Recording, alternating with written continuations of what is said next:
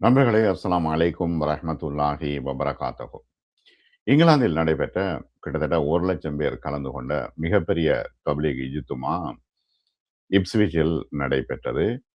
இந்த மாதம் ஜூலை மாதம் 10, 11, 12ஆம் திகதிகளில் நடைபெற்றது. வியாழக்கிழமையே அங்கு மக்கள் கூடத் தொடங்கிவிட்டார்கள். நாங்கள் வெள்ளிக்கிழமை செல்லும் பொழுது முன்னாலும் பின்னாலும் எங்களுக்கு முன்னாலும் பின்னாலும் மிகப்பெரிய டிராபிக்காக இருந்தது. பெரிய நீண்ட கியூ வரிசை இருந்தது. அது மட்டுமல்ல, நூற்றுக்கணக்கான கார்கள் முன்னாலும் பின்னாலும் வந்து கொண்டும் சென்று கொண்டும் இருந்ததை பார்க்கக்கூடியதாக இருந்தது. கிட்டத்தட்ட 1,00,000 பேர் இந்த தப்லீக் இஜ்திமாவில் கலந்து கொண்டிருந்தார்கள். உலகம் முழுவதிலும் இருந்து ஜமாத்துகள், இலங்கையிலிருந்து ஜமாத்துகள், முக்கியமான உலமாக்களுடைய ஜமாத்துகள் வந்திருந்தன. ஐரோப்பிய நாடுகள் எல்லா இடத்திலிருந்தும், பிரான்ஸ் மற்றும் ஜெர்மனி, இன்னும் முக்கியமான இடங்கள் துருக்கி போன்ற இடங்களிலிருந்து ஜமாத்துகள் வந்திருந்தன. மலேசியா ஜமாத்துகள் வந்திருந்தன. மிக முக்கியமான ஒழுங்கான ஏற்பாடுகள் செய்யப்பட்டிருந்தன. பாரிய பிரம்மாண்டமான டெண்டுகள் அங்கு அடிக்கப்பட்டிருந்தது. அதனுடைய விஷுவல்களை நான் உங்களுக்கு காட்டுறேன். மிக பிரம்மாண்டமான டெண்டுகள் அடிக்கப்பட்டிருந்தது. ஒவ்வொரு டெண்டிலும் ஆயிரக்கணக்கான மக்கள் அங்கே கூடியிருந்தார்கள். ஒவ்வொரு ஹல்காக்கள் ஒவ்வொரு இடங்களாக பிரிக்கப்பட்டிருந்தன. அதுல தமிழ் பேசக்கூடியவர்கள் ஒரு பக்கம், உருது பேசக்கூடியவர்கள் ஒரு பக்கம், பங்காளி பேசக்கூடியவர்கள் ஒரு பக்கம், ஐரோப்பிய நாடுகளிலிருந்து வந்தவர்கள் ஒரு பக்கம், வெளிநாட்டு ஜமாத்துகளுக்கு என்று வேறு வேறு இடங்கள் தனித்தனியாக ஒதுக்கப்பட்டிருந்தன. அவ்வளவு பேருக்குமான உணவு, சாப்பாடு விநியோகம், மற்றது டீ விநியோகம் செய்யப்பட்டிருந்தது. சாப்பாடு விநியோகம் மிக நீண்ட கியூ வரிசை இருந்தது. அப்போ உள்ளூரிலிருந்து வந்தவர்கள் நிறைய பேர் ஒவ்வொரு இடங்களிலும் தங்கி கொண்டிருந்தார்கள். கார்களுக்கென்று மிகப்பெரிய பார்க்கிங் ஏற்பாடு செய்யப்பட்டிருந்தது. 3 நாள் ஜமாத்துல 3 நாள் அந்த இஜ்திமாவில் முக்கியமான பயான்கள் இடம்பெற்றன. ஹசரத்ஜி தாமத் பரகாத்துஹு சாத் மௌலானா வந்திருந்தார். அவர்களுடைய 3 மகன்மார் வந்திருந்தார்கள். டெல்லியிலிருந்து ஒரு பெரிய உலமாக்களுடைய கூட்டமே வந்திருந்தது. அழகான முறையில அது ஒழுங்கமைக்கப்பட்டு இந்த இஜ்திமா மிக சிறப்பாக நடைபெற்று முடிந்தது. 3 நாள் இஜ்திமா. அதற்கு பிறகு ஞாயிற்றுக்கிழமை காலையோடு இந்த இஜ்திமா நிறைவு பெற்றது. எல்லோரும் பஸ்கள்ல, ஐரோப்பாவிலிருந்து, நெதர்லாந்தில இருந்து எல்லாம் நிறைய பஸ்கள் வந்து குவிந்திருந்தன.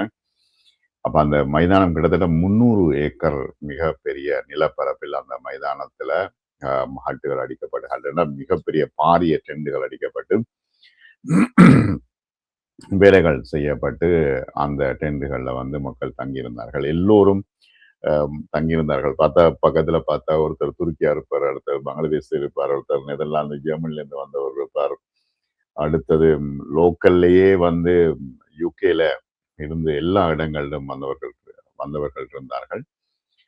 மாநாட்டின் இறுதி நாள்ல ஹசரத்ஜி தாமத் பரகாத்துஹு சாத் மௌலானாவுடைய துவா இருந்தது. அதனை தொடர்ந்து கிட்டத்தட்ட நூற்றுக்கணக்கான ஜமாத்துகள் இங்கிருந்து வெளியாகின. உலமாக்கள் 3 வருஷ ஜமாத், மற்றது 1 வருட ஜமாத், 4 மாச ஜமாத்துகள் வெளியாகின. மிகவும் சந்தோஷமாக இருந்தது இந்த இஜ்திமா. தொடர்ச்சியாக உரைகள், உலமாக்களுடைய உரைகள், டெல்லியிலிருந்து வந்தவர்களுடைய உரைகள், கூட்டு துவாக்கள், இபாதத்துகள் என்று மிக முக்கியமான 3 மகிழ்ச்சிகரமான 3 நாட்களாக அந்த 3 நாட்களும் கழிந்தது. அது மட்டுமல்ல, கழிப்பிட வசதிகள், இவ்வளவு பேருக்கும் 1,00,000 பேருக்குமான கழிப்பிட வசதிகள் செய்யப்பட்டிருந்தன. குளிக்கக்கூடிய வசதிகள் செய்யப்பட்டிருந்தன. மிக பிரம்மாண்டமான மில்லியன் கணக்கான பவுண்ட் செலவில் இவ்வாறான இஜ்திமாக்கள் நடைபெறுகின்றன. இது முக்கியமான ஒரு விஷயமாக பார்க்கப்பட்டது. அங்க முக்கியமான பார்த்தீங்கன்னா ஆம்புலன்ஸ் சர்வீஸ் இருந்தது. மற்றது ஃபயர் சர்வீஸ் எல்லாம் இருந்தது. மிக ஒழுங்காகவும் நேர்த்தியாகவும் இருந்தது. கிட்டத்தட்ட 2 போலீஸ் கார்கள் தான் அங்கு நிறுத்தப்பட்டிருந்தன. போலீசார் கிட்டத்தட்ட 8 பேர் மட்டும்தான் அங்கே இருந்தார்கள். இப்ப ஆண்கள் மட்டுமே கலந்து கொள்கின்ற இந்த மிகப்பெரிய இஜ்திமாவில் எந்த விதமான அசம்பாவிதங்களும் இல்லாம தொழுக, துவா, அழுக, இபாதத்துகளோடு அந்த 3 நாட்கள் கழிந்தது. அவே 2 போலீஸ்காரர்கள் மட்டும்தான் நிப்பாட்டப்படும். அது மட்டுமில்ல, கடைசி நேரத்துல அங்கிருந்து இந்த கார்கள் வெளியாகி கொண்டிருந்த நேரத்தில் கிட்டத்தட்ட 2 மணித்தியாலம் கிட்ட ஒரு கார் வெளியாகிறதுக்கான டைம் தேவைப்படுது. அவ்வளவு டிராஃபிக். இப்ஸ்பீச்சில் பல ரோடுகளை மூடி டிராஃபிக்களை போலீசார் ஒழுங்குபடுத்தி இருந்தார்கள். நல்ல ஒரு ஒதுக்குப்புறமான இடம். நல்ல நல்ல வெதர், நல்ல காலநிலை நல்லா இருந்தது. காலையில வந்து இரவுல குளிர்ந்தது. 17, 18 செல்சியஸா இருந்தது. பகல்ல பயங்கரமான சூடா இருந்தது. மிக பிரம்மாண்டமான காத்தடிச்சது. அல்ஹம்துலில்லாஹ் நல்லா இருந்துச்சு. மிக பிரம்மாண்டமான கிரவுண்ட்ல இந்த இஜ்திமா நடைபெற்றது. ஹதரத்தினுடைய துவா முக்கியமானது. நிறைவாக அந்த துவா இடம்பெற்றது. அதற்கு பிறகு முசாபா செஞ்சு ஜமாத்துகள் வெளியாகின. டில்லி மர்கஸுக்கு வரும்படி ஹதரத் அஹமத் பரகாத்தஹு அவர்கள் அழைத்திருந்தார்கள். இப்ப எல்லா 1,00,000 பேரையும் முசாபா செய்ய முடியாது. ஏனெனில் அதுக்கே கிட்டத்தட்ட 4 நாட்கள் முடிந்துவிடும். எனவே டில்லிக்கு வாங்கோ என்று சொல்லி அவர் அன்போடு அழைத்ததை பார்க்கக்கூடியதாக இருந்தது. மிக நிறைவான 3 நாட்கள் இந்த இஜ்திமா நடைபெற்றது. இந்த தப்லீகினுடைய வரலாறு முக்கியமாக பார்க்கப்பட வேண்டிய ஒரு விஷயம். தப்லீக் ஜமாத் வந்து உருது லாங்குவேஜில் தான் தப்லீக் ஜமாத் பிரச்சாரகர்களின் அமைப்பு என்று இதனை நாங்கள் சொல்லலாம். இஸ்லாமிய ஒரு பிரச்சார குழு என்று சொல்லலாம். சர்வதேச இயக்கமாக இது இருக்கிறது. முஸ்லிம்களை மத கடமைகளை முறையாக பின்பற்றுமாறு வலியுறுத்துகின்ற ஒரு இயக்கம் தான், வேற எதுவுமே இல்லை. ரசூலுல்லாஹ் ஸல்லல்லாஹு அலைஹி வஸல்லம் அவர்களுடைய போதனைகளின்படி தங்கள் மத நடைமுறைகளுக்கு திரும்புமாறு முஸ்லிம்களை ஊக்குவிப்பதில் கவனம் செலுத்துகிறது. எல்லா முஸ்லிம்களுக்கும் ஹிதாயத் கிடைக்க வேண்டும் என்று கவனம் செலுத்துகிறது. இதே வேளையில் இஸ்லாத்துக்கு வருபவர்களையும் அது ஊக்குவிக்கிறது. அது 20ஆம் நூற்றாண்டின் இஸ்லாமிய உலகில் மிகவும் செல்வாக்கு மிக்க தப்லீக் இயக்கம் ஒன்றாக இருக்கிறது. இது சுன்னி அமைப்பாக இருக்கிறது. இஸ்லாஹ் என்பது இஸ்லாஹ் தான். அது வந்து ஒவ்வொரு சீர்திருத்தம் தொடர்பாகத்தான் இந்த அமைப்பு உலகம் முழுவதிலும் தப்லீக் ஜமாத் வேலை செய்து கொண்டிருக்கிறது. கிட்டத்தட்ட உலகம் முழுவதிலும் 80 மில்லியன் வரையிலான தப்லீக் ஜமாத் உறுப்பினர்கள் இருப்பதாக மதிப்பிடப்பட்டிருக்கிறது. எல்லா நாடுகளிலும் 150 நாடுகளில் இந்த அமைப்பு வேலை செய்து கொண்டிருக்கிறது. தெற்காசியாவில் அதிகமான மக்கள் வசிக்கின்றார்கள். இது முக்கியமாக தப்லீக் குரூஜ், வெளியேறுதல் என்பதுதான் இந்த தப்லீக் ஜமாத்தினுடைய முக்கியமான விஷயம். உங்களுடைய பணம், உங்களுடைய உடைமைகளை எடுத்துக்கொண்டு வெளியேறி பள்ளியில போய் தங்கியிருந்து நீங்கள் வந்து உங்களுடைய சிலாகியத்துக்காகவும், மற்றது வந்து மக்களுடைய தொழுகை, ஜக்காத்து, ஹஜ்ஜு, இந்த விஷயங்களை செய்வதற்காகவும் ஊக்குவிக்கின்ற ஒரு ஜமாத்தாக இந்த ஜமாத் இருக்கிறது. தப்லீக் ஜமாத்தில் போற நேரத்தில் இப்போ 3 நாட்கள்,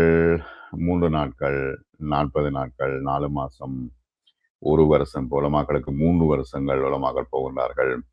ஆகவே தேவைக்கேற்ற மாதிரி அவர்கள் தகாசா என்று சொல்வார்கள் உருதுல, தேவைக்கேற்ற மாதிரி இந்த பயணங்கள் நடைபெறுகின்றன. இந்த பயணங்களின் பொழுது முக்கியமாக என்ன நடக்கிறது என்றால், ரசூலுல்லாஹ் ஸல்லல்லாஹு அலைஹி வஸல்லம் அவர்களுடைய அடிப்படை போதனைகளை ஆளுக்கால் நினைவூட்டிக் கொள்வது, பள்ளிவாசல்களில் நடைபெறுகின்ற எல்லா தொழுகைகளையும் கலந்து கொள்கிறது, சொற்பொழிவுகளை கலந்து கொள்வது, இதுதான் முக்கியமான விஷயம். எல்லாம் ஒன்றாக பயணம் செய்வது, சாப்பிடுவது, சமைத்து சாப்பிடுவது. அதுல முக்கியமான ஒரு விஷயம் இந்த முறை ஜமாத்துல சொன்னார்கள் என்னவென்னா, பேன் பண்ண நேரத்துல இப்ப நாங்க ஒரு ஊருக்கு தப்லீக் ஜமாத் போனா முதலாவது சாப்பாடு சமைக்கிற ஏற்பாடுகளை நாங்கள் செய்ய வேண்டும் என்றதை வலியுறுத்தினார்கள். என்ன காரணம் என்றால், இப்ப வந்து ஒரு ஊருக்கு போன உடனே நாங்கள் உங்களிடம் உணவு கேட்கவில்லை, நாங்களே இந்த உணவுகளை சமைத்து நாங்கள் உண்கின்றோம். ஆகவே வந்து உங்கள்கிட்ட நாங்க சாப்பாடு கேட்கல, நாங்க சாப்பிடுறோம் என்று சொல்றதுக்காக வேண்டி முதலாவது வந்து சாப்பாட்டு சமையல் ஏற்பாடுகளை செய்ய வேண்டும் என்று சொன்னார்கள். உண்மையில பிரிட்டிஷ் இந்தியாவினுடைய அந்த நேரம் மேவாத் பகுதியில இதன் ஆரம்பம் 1926ஆம் ஆண்டில் முஹம்மது இலியாஸ் காந்தலவி ரஹ்மத்துல்லாஹி அலைஹியால் நிறுவப்பட்ட இந்த அமைப்பு முக்கியமாக ஒழுக்க விழுமியங்களின் சரிவு மற்றும் இஸ்லாத்தினுடைய அம்சங்களை புறக்கணிக்கப்படுதல், இதற்கு ஒரு எதிர்வினையாத்தான் இது ஆரம்பமானது. நிச்சயமாக அடிமட்ட அளவில் செயல்படுவதன் மூலம் இஸ்லாத்தில் ஆன்மீக சீர்திருத்தத்தை கொண்டு வருவதை நோக்கமாக கொண்டதான் தப்லீக் ஜமாத். தப்லீக் ஜமாத்துல 6 கொள்கைகள் என்று சிலர் விமர்சிப்பார்கள். ஆனால் உண்மையில அது வெளிப்படுத்தப்படுகின்ற விஷயம் என்ன? கலிமா, நம்பிக்கை. கலிமால முழுமையான நம்பிக்கை வர வேண்டும். ஏனெனில் கலிமா லா இலாஹ இல்லல்லாஹ் முஹம்மது ரசூலுல்லாஹ் என்ற கலிமாவுல நம்பிக்கை வராம ஒரு மனிதர் முழுமையாக முஸ்லிமாக முடியாது. அது நம்பிக்கை உள்ளத்துல இருந்து வெளிப்பட வேண்டும் என்பதை ஜமாத் உறுதிப்படுத்துகிறது. ஆகவே அது மட்டும் இல்ல, உள்ளத்துல லா இலாஹ இல்லல்லாஹ்வை உள்ளுக்க இறக்கி உலகத்தினுடைய அந்த உலகத்தினுடைய நம்பிக்கை உள்ளத்துல இருந்து வெளியாக்க வேண்டும். அடுத்தது தொழுகை. 2வது விஷயம் தொழுகையில என்ன பிரச்சனைன்னா, எல்லாருக்கும் சிந்தனைகள் மாறி மாறி வருகிறது. ஆகவே தொழுகையை சரிப்படுத்துவதன் மூலமாக அல்லாஹு தாலாவிடம் இருந்து ஜல்ல ஜலாலஹுவிடம் இருந்து உதவிகளை பெற்றுக்கொள்ளக்கூடியதாக இருக்கும் என்ற விஷயத்தை தப்லீக் ஜமாத் போதிக்கிறது. அடுத்தது கல்வி, திக்கர், கல்வி, அல்லாஹ்வை நினைவு கூறுதல், முஸ்லிம்களோடு இக்ராமாக மரியாதையாக நடந்து கொள்தல், மற்றது நியத் எண்ண தூய்மை, இஹ்லாஸ் எண்ண தூய்மையை சரிப்படுத்துவதில், அடுத்தது தப்லீகில் போயிட்டு பிரச்சாரம் செய்வது என்ற 6 கொள்கைகளை ஜமாத் சொல்றது. அடுத்த முக்கியமான விஷயம், தப்லீக் ஜமாத் எந்த ஒரு அரசியல் தொடர்பை கொண்டிருக்கவில்லை என்பது முக்கியமான விஷயம். அது மட்டுமல்ல, இப்போ ஃபிக்கு தொடர்பான விஷயங்கள்லையும், இஸ்லாமிய சட்டவியல் தொடர்பான விஷயங்களையும், கோட்பாடுகள் சார்ந்த விஷயங்களையும் ஈடுபடுவதில்லை என்பதுதான் தற்பொழுது ஒரு சிலரால் விமர்சிக்கப்படுகின்ற விஷயம். ஆனால் என்ன பிரச்சனைன்னா, இப்ப இது என்ன, ஷாஃபி, ஹனஃபி, மாலிகி, ஹம்பலி, மாலிகி போன்ற எந்த மதஹபுகள் தொடர்பான பிரச்சனைகளையும் இதுக்குள்ள எடுக்கிறது இல்லை. பிக்குகள் தொடர்பான பிரச்சனை எடுக்கிறது. இப்ப அரபியும் நிறைய அரபிகள் தப்லீக் ஜமாத்தில் கலந்து கொள்கின்றார்கள். துபாயில ஜமாத் இருக்கிறது, சவுதி அரேபியாவில் ஜமாத் இருக்கிறது, எல்லா இடங்களிலும் ஜமாத் இருந்து கொண்டிருக்கிறது. எல்லா இடங்களிலும் மர்கஸ் இருக்கிறது.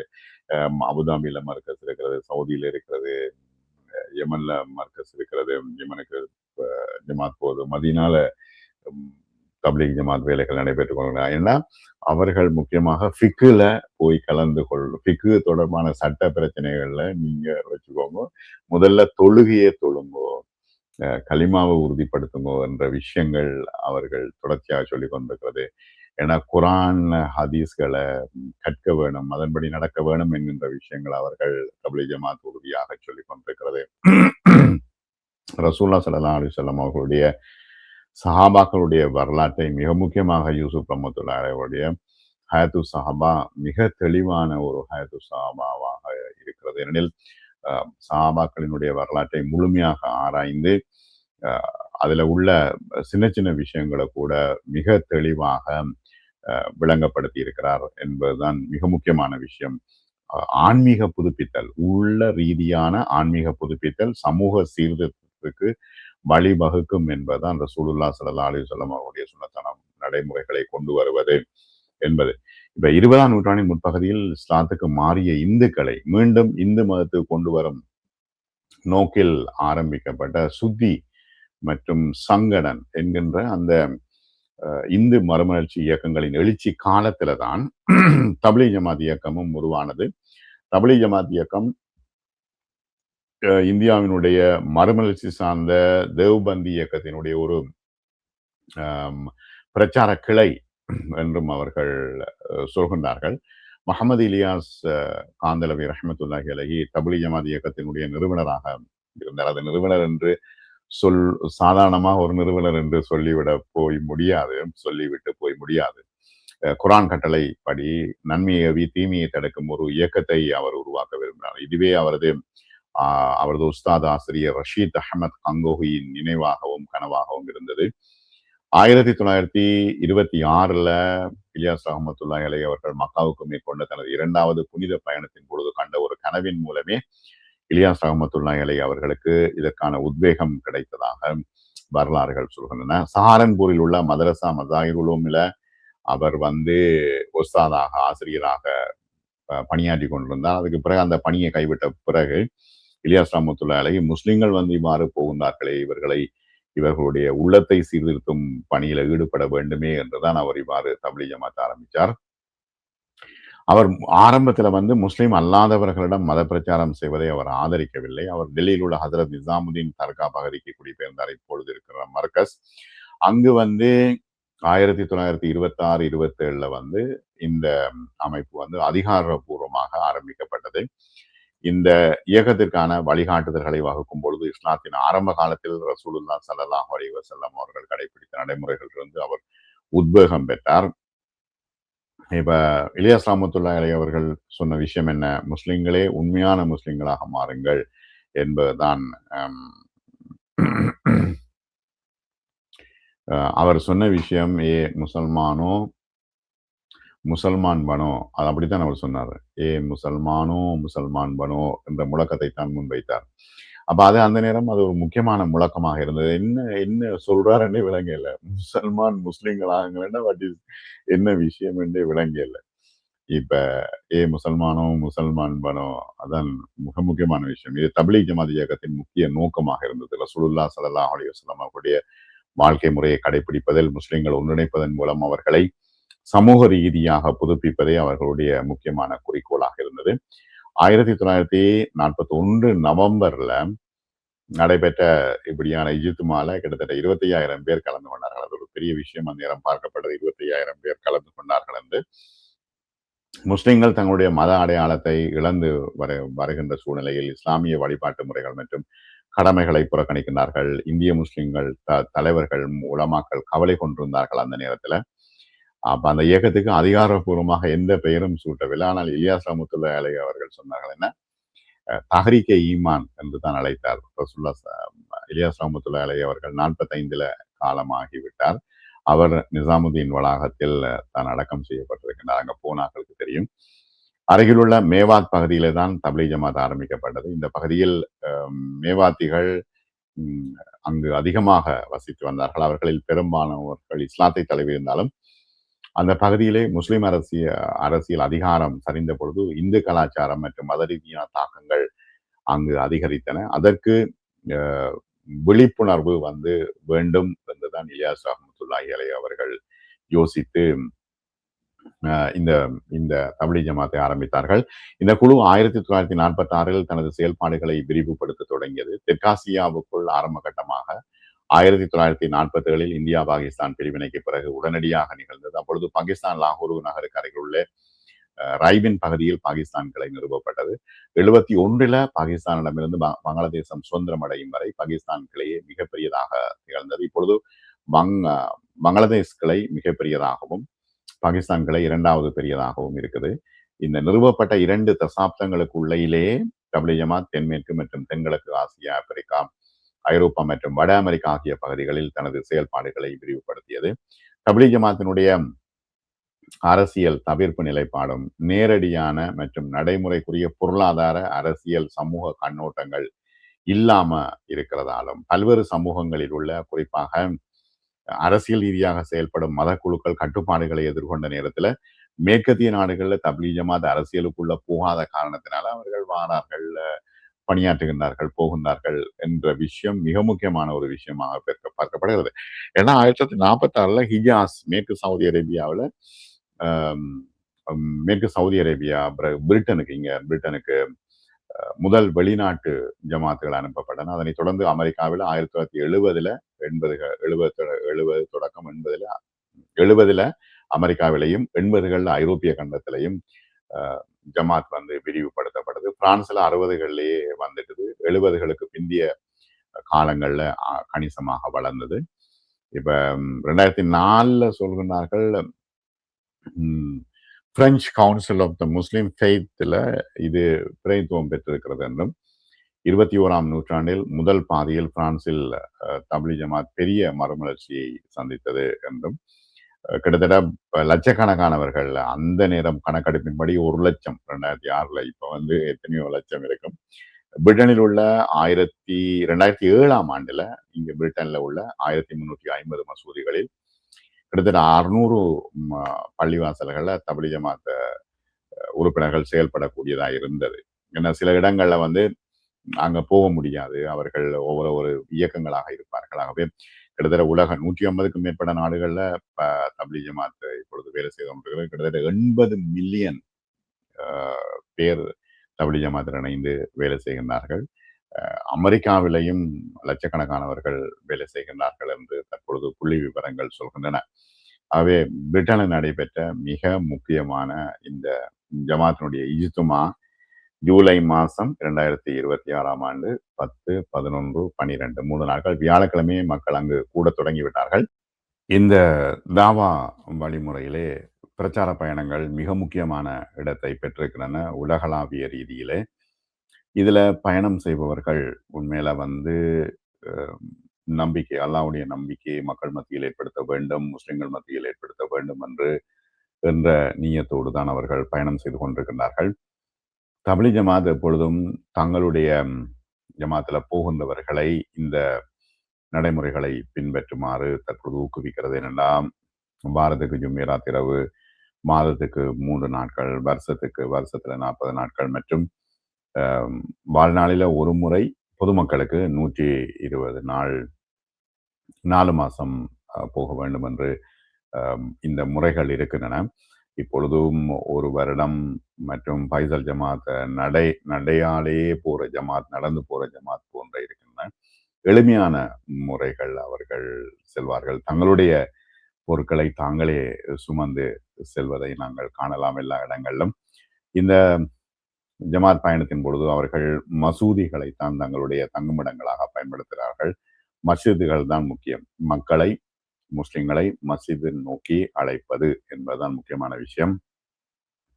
இப்பொழுது பொதுமக்கள் மிக அதிகமாக ஈடுபடுகின்றார்கள். இந்த இந்த இஜ்துமால கூட அதிகமான பொதுமக்கள், ஆயிரக்கணக்கான பொதுமக்கள் வந்திருந்தார்கள். அதுக்கு பிறகு அவர்களுக்கு ஜமாத்துல போகக்கூடிய ஆர்வம் ஏற்படும். அப்படி பயான்கள்ல அந்த விஷயங்கள் ஊக்குவிக்கப்பட்டன. இப்ப பள்ளிவாசல்ல தங்கியிருக்கும் நேரத்துல கஸ்து என்கின்ற கஸ்து நடக்கும். இதுல வந்து உள்ளூர் பகுதிகளுக்கு சென்று முஸ்லிம்களை பள்ளி பள்ளிக்கு அழைத்து வருவார்கள். மாரிப் தொழுகையில கலந்து கொள்ளுமாறு அழைப்பார்கள். அதுக்கு பிறகு பயான் நடக்கும். அதுக்கு பிறகு 3 நாள் ஜமாத், 40 நாள் ஜமாத், 4 மாசம் ஜமாத்துக்கு போவதற்கான சொற்பொழிவுகள் நடத்தப்பட்டு அதிலிருந்து மக்கள் ஜமாத் போய் கொண்டிருப்பார்கள். ஆகவே அதிகமாக வந்து பள்ளிவாசலோடு முஸ்லிம்களை இணைக்கின்ற செயல்கள்ல இந்த தப்லீக் ஜமாத் ஈடுபடுகிறது. அதே நேரத்துல நான் ஏற்கனவே குறிப்பிட்டது போல அந்த தங்களுடைய உணவுகளை தாங்களே அவர்கள் சமைத்து உண்பது மிக முக்கியமாக மக்கள் மத்தியில இப்ப தங்கள்கிட்ட எதுவுமே கேட்கறது இல்லை என்கின்ற ஒரு விஷயத்தை உறுதியாக சொல்கின்ற ஜமாத்தாக இருக்கிறது. தப்லீக் ஜமாத் உறுப்பினர்களிடையே ஹிதுமத் செய்வது வந்து ஒரு முக்கியமான விஷயம். மற்ற சக உறுப்பினர்களுக்கு சேவை செய்கிறது, சக உறுப்பினர்கள பிரச்சனைகள்ல அவர்கள் நோயாளிகள் இருந்தால் அவர்களை பார்க்கறது என்று பல விஷயங்கள் இருக்கின்றன. இதுல வந்து பங்களாதேஷில் டோங்கி என்ற இடத்துல விஸ்வா இஜித்துமா உலகளாவிய கூட்டங்கள் மக்கள் வந்து சேர்வார்கள். இஜித்துமான்றது வந்து இப்ப தப்லீக் ஜமாத்துல போற மக்களுக்கான வருடாந்திர கூட்டமாக இருக்கும். அந்தந்த நாடுகள்ல தலைமையகங்கள்ல இது கூட்டப்படும். 3 நாட்கள் நடைபெறும். நீண்ட ஒரு துவாவோடு இந்த இஜ்துமாக்கள் நிறைவு பெறும். பங்களாதேஷ்ல நீங்கள் பார்த்தீங்கன்னா கிட்டத்தட்ட 2 மில்லியன் மக்கள், 20 லட்சத்துக்கும் மேற்பட்டவர்கள் 3 நாள் வந்து தங்குவார்கள். அவ்வளவு பேருக்குமான சாப்பாடு மற்றும் கழிப்பிட வசதிகள், எல்லா வசதிகளும் செய்து கொடுக்கப்படும். பங்களாதேஷ்ல தான் மிக பிரம்மாண்டமான 20 லட்சத்துக்கும் அதிகமான மக்கள் கலந்து கொள்வார்கள். உலகின் மிக பழமையான இஜ்துமா இந்தியாவினுடைய மத்திய பிரதேச மாநில தலைநகரான போபால்ல ஆரம்பித்தது. மிகப்பெரிய இஜ்துமா. அது உலகம் முழுவதிலும் இருந்து அங்கு ஜமாத் பொதுமக்கள் எல்லாரும் வந்திருந்தார்கள். ஜமாத்துல போறார்கள் பொதுமக்கள் எல்லாரும் வந்திருந்தார்கள் முஸ்லிம்கள். கிட்டத்தட்ட அங்கு 20 லட்சம் பேர் கூடியிருந்ததாக தகவல்கள் தெரிவிக்கின்றன. இப்ப வருடாந்திர கூட்டங்கள்ல மிகப்பெரிய ஒன்று வந்து பெரிய இஜ்துமா விஸ்வா இஜ்துமா, உலகளாவிய ஒன்று கூடல் என்று அது அழைக்கப்படுகிறது. டாக்காவுக்கு அருகில் உள்ள டோங்கி என்ற இடத்துல தான் இந்த இஜ்துமாக்கள் நடைபெறும். மிகப்பெரிய ஜமாத் இரண்டாவது மிகப்பெரிய ஜமாத் கூட்டம் வந்து பாகிஸ்தானில் நடைபெற்றது. 2004 கிட்டத்தட்ட 15 லட்சம் பேர் பங்கேற்றார்கள். 2011 பாகிஸ்தான்ல வந்து 2 பகுதியாக பிரித்து 2 இஜ்துமாக்களிலும் 10 லட்சம் பேர் பங்கு பெற்றார்கள். 20 லட்சம் பேர் பங்கு பற்றி இருக்கின்றார்கள் என்று தகவல்கள் தெரிவிக்கின்றன. தாவா பயணங்கள் மிக முக்கியமான பயணங்கள். இந்த பயணங்கள்ல வந்து என்ன சொல்கின்றார்கள்? ரசூல்லா ஸல்லல்லாஹு அலைஹி வஸல்லம் அவர்களுடைய நற்பண்புகள், அதை பின்பற்ற வேண்டும், ரசூல்லாவை முழுமையாக பின்பற்ற வேண்டும், ஹதீஸ்களுக்கு முக்கியத்துவம் அளிக்க வேண்டும் என்பது தொடர்பாகவே அவர்கள் பேசுவார்கள். ரசூல்லா ஸல்லல்லாஹு அலைஹி வஸல்லம் அவர்களுடைய ஹதீஸ்களை தொடர்ந்து படித்து படித்து படித்து படித்து நம்பிக்கை, அல்லாவுக்காக அல்லாஹ் திருப்திப்படக்கூடிய விஷயங்களை செய்தல், மறுமையில் ஆகரத்தில் நற்பலன்களை பெறுவதற்கு முக்கியமான உந்து சக்தியாக அமைகிறது என்றுதான் தப்லீக் ஜமாத் தொடர்ச்சியாக பயன்பண்ணி கொண்டிருக்கிறது. இஸ்லாமிய சட்டவியல் குறித்த அறிவை வளர்க்க வேண்டும் என்பது முக்கியமான விஷயம். நற்பண்புகளை வளர்க்க வேண்டும், நல்ல செயல்களை ஒவ்வொரு முஸ்லிமும் பின்பற்ற வேண்டும் என்று தப்லீக் ஜமாத்தினுடைய ஆரம்ப கர்த்தா இலியாஸ் ரஹ்மத்துல்லாஹி அலைஹி அவர்கள் போதித்தார்கள். தொழுகை வழிபாடுகள், ஒரு நபர் தொழுகை வழிபாடுகள்ல சரியா இருந்தால்தான் சட்டவியல் விவரங்களை அவரால் புரிந்து கொள்ள முடியும் என்பது இலியாஸ் ரஹ்மத்துல்லாஹி அலைஹி அவர்களுடைய முக்கியமான ஒரு குறிக்கோளாக இருந்தது. அல்லாஹ் தாலாவுடைய குரான் மற்றும் ஹதீஸின் அடிப்படையில் ரசூல்லா ஸல்லல்லாஹு அலைஹி வஸல்லம், சஹாபாக்கள் மற்றும் அல்லாஹ்வினுடைய நேசர்கள் ஆகியவர்களுடைய வரலாறை கொண்ட முக்கியமான நூல்கள் வந்து மில்லியன் கணக்கில் எல்லா மொழிகளிலும் பிரிண்ட் பண்ணப்பட்டு, ஃபசாலே அமால் போன்ற நூல்கள் வந்து பிரிண்ட் பண்ணப்பட்டு எல்லா பள்ளிவாசல்கள் இருக்கிற தப்லீக் ஜமாத்தால அதை வந்து வாசிக்கப்படுகிறது. ஒவ்வொரு நேரம் ஹயாத்து சஹாபா, ஃபலாயிலே அமால் மற்றும் சதகாவின் சிறப்பு, முந்தஹப் ஹதீஸ் ஆகிய நூல்கள் வந்து மிக முக்கியமாக வாசிக்கப்படுகின்றது. ஆரம்ப காலத்துல தெற்காசியாவிலும் தப்லீக் ஜமாத் முக்கியமாக முஸ்லிம்களை வந்து தங்களுடைய வாழ்க்கைக்கு முழுமையாக திரும்ப வேண்டும் என்கின்ற நடைமுறையில இவ்வாறான பிரச்சாரங்கள் தொடர்ச்சியாக செய்யப்பட்டு வந்தன. இப்ப டாக்காவில் உள்ள ஹக்ரைல் மசூதி, பங்களாதேசத்தில் ஜமாத் இயக்கத்தினுடைய செயல்பாடுகள் பெரும்பாலும் அங்கிருந்தே ஒருங்கிணைக்கப்படுகின்றன. தப்லீக் ஜமாத் வந்து ஒரு முறைசாரா அமைப்பு கட்டமைப்பை பின்பற்றுகிறது. விளம்பரங்கள் இல்லை, ஒன்றும் இல்லை. கஸ்து போய் ஜமாத்துல போய்தான் அந்த மக்களுக்கு இந்த விஷயங்களை வந்து சொல்லி கொண்டிருக்கிறார்கள். வெகுஜன ஊடகங்கள் இருந்து முழுமையாக விலகி இருப்பார்கள். உறுப்பினர்கள் குறித்த விவரங்களை வெளியிடுவதை தவிர்க்கிறார்கள். இத்தனை பேர் இருக்கிறார்கள் என்றெல்லாம் இல்லை.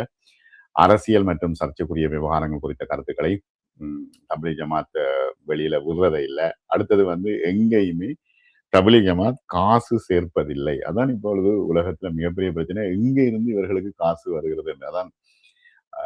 அண்மையில கோவிட் நடந்த நேரத்துல டில்லி மார்க்கஸ்ல போயிட்டு ஒரு பெரிய ஒரு பிரச்சனை ஒன்றை கிளப்பினார்கள் மீடியாக்கள் வந்து. அங்க வந்து ஹவாலா நடைபெறுகிறது என்று பெரிய பிரச்சனை ஒன்றை கிளப்பினா, அங்க போய் பார்த்தா டில்லி மார்க்கஸ்ல போய் இன்கம் டிபார்ட்மெண்ட் வந்து போய் தேடி பார்த்தா அங்க மிஸ்வாக்கும் ஜிப்பாவும் பிஸ்தரையும் தவிர வேற ஒரு சாமானும் அங்க இல்லை. அவர்களுக்கு மிகப்பெரிய ஏமாற்றமா இருந்தது. தப்லீக் ஜமாத் நன்கொடைகளை நிச்சயமாக நாடுவதில்லை, யாரிடமிருந்தும் நிதியுதவிகளை பெறுவதில்லை. உண்மையில வந்து உறுப்பினர்கள் தங்களுடைய சொந்த செலவுகளை தாங்களே வந்து ஜமாத்துல போராக்களை ஏற்றுக்கொள்கிறார்கள். முறையான பதிவு இதுகள் இல்லாதால அதிகாரப்பூர்வமான எண்ணிக்கை வந்து ஒருபோதும் வெளியில தெரியாது. எத்தனை மில்லியன் பேர், இப்ப 80 மில்லியன் பேர் வந்து தப்லீக் ஜமாத்துல இருக்கிறார்கள் என்று ஒரு குறிப்பு சொல்கிறதே தவிர அதிகாரப்பூர்வமான ஒரு விஷயமாக அது வெளிப்படுறதில்லை. இப்ப மர்கஸ்ல மையங்கள் மூலம் தப்லீக் ஜமாத் ஒருங்கிணைக்கப்படுகிறது. கிட்டத்தட்ட இப்ப சொல்றாங்க 200க்கும் மேற்பட்ட நாடுகள்ல வந்து தனித்தனி மர்கஸ்கள் இருக்கின்றன. அல்லாவின் பாதையில உறுதியாக நிலைத்திருக்குமாறு நினைவூட்டுவதற்காக தொடர்ச்சியான தொடர்ச்சியான பயான்கள் செய்யப்பட்டு வருகின்றன. அமீர் என்பது தப்லீக் ஜமாத்தினுடைய ஒரு ஒரு தலைவருக்கான பேரே தவிர இது உலகளாவிய பதவியோ பட்டமோ அல்ல. இறை நம்பிக்கைக்கு, அல்லாஹ்வினுடைய நம்பிக்கைக்கு அதிக முக்கியத்துவம் அளிக்கப்படுகிறது. தப்லீக் ஜமாத்தினுடைய அமீர் வந்து ஒரு ஆலோசனை ஷூரா அமைப்பினுடைய தலைவராக இருப்பார். அவர் வந்து அவர் நியமிக்கப்படுகிறார். அவர் ஷூரா அமைப்பில் வந்து நியமிக்கப்படுவார்கள்.